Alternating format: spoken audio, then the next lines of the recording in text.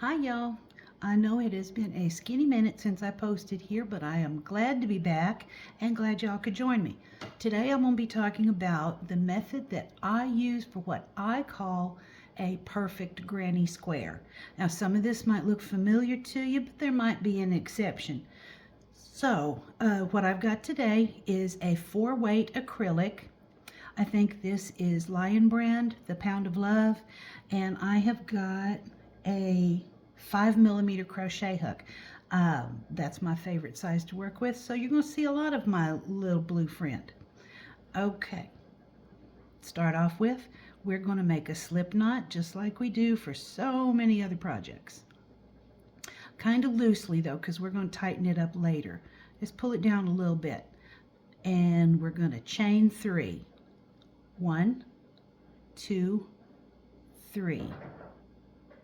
We're going to go back in that first stitch we made, yarn over and pull it up so that's slip to close. Now we're going to chain 2. 1, 2. And I like to crochet over the tail. It's just a lot less to deal with when you're done. Okay, got your chain 2. That counts as a stitch here and throughout the project. Now I'm going to do 2 double crochet right next to it. 1, 2. That makes our first granny cluster. So we're going to chain 2, 1, 2, and then we're going to make another granny cluster that would be 3 double crochets in the same place. So we're going to go 1, 2, 3. Sort of like a slow waltz, isn't it? 1, 2, 3. Chain 2. Another granny cluster. 1, 2, 3. See our little square starting to come together. Chain 2. And we need one more granny cluster. 1, 2, 3. Now stop a minute, because this is where things might look different to you. Yarn over. Find the top of your chain 2, go right through there, yarn over, pull up a loop. 3 loops on your hook. Yarn over and pull through all 3. Now see what that does? Leaves you right in the corner of your work, nice and tidy. There's not going to be any demarcation lines going up. And now what we're going to do, since we're done working in our little circle that we started, I'm going to flip it over and I am going to tighten up by pulling that tail. See how it makes nice and tight? Now you're going to tie that off in the back or weave it in, however you want to do it. But that won't stretch back out. Okay, we're going to go on to round 2. Chain 2. 2 double crochet right next to it. So that gives you 1, 2, 3. On to the next corner, and all your corners are going to be the same except for this starting one. So we're going to do, whoops, 1, 2, 3. There's your cluster. 1, 2. Back in that same spot because we're at a corner. 1, 2, 3. And this row is all corners.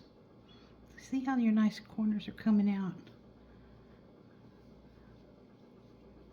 1, 2, 3. Chain 2. 1, 2, 3.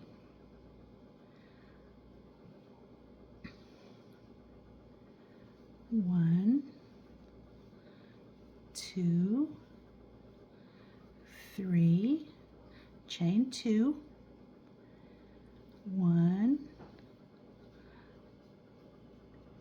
2, 3. Now we're on that last corner and we're going to use that special technique. You go 1, 2, 3, yarn over, catch the top of your chain 2, yarn over, pull up a loop, 3 loops on the hook, yarn over, pull through all 3. And there you are, back in the corner.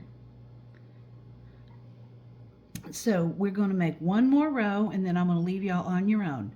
This project can be as big as you want it. Go till you get sick of it or go till you run out of yarn.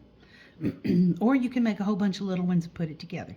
Okay, there's your chain 2. That counts as a stitch. 2 double crochet right beside it. And that's your first granny cluster.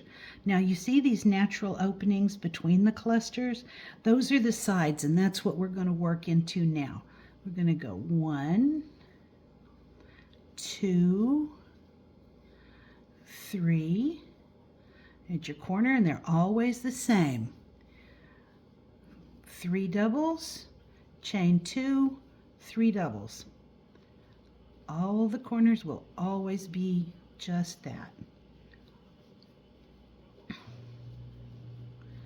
So you've got 3, chain 2, 3. Now we're going to do the side again. That is 3 double crochet in the same spot to make that granny cluster. There you go. Corners are 3, 2, and 3.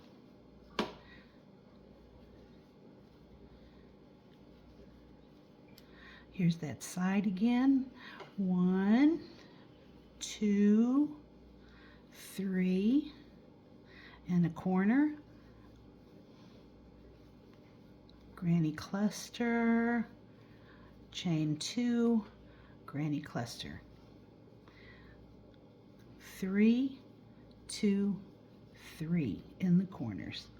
But you can count it any way you want, any way that makes sense to you. Do this side, granny cluster right into that natural opening between the clusters. Now here is our closing cluster. So we're going to do 3 double crochets right into that same spot that we started. Yarn over, catch the top of your chain 2,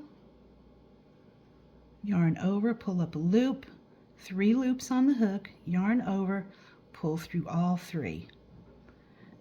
And there you go.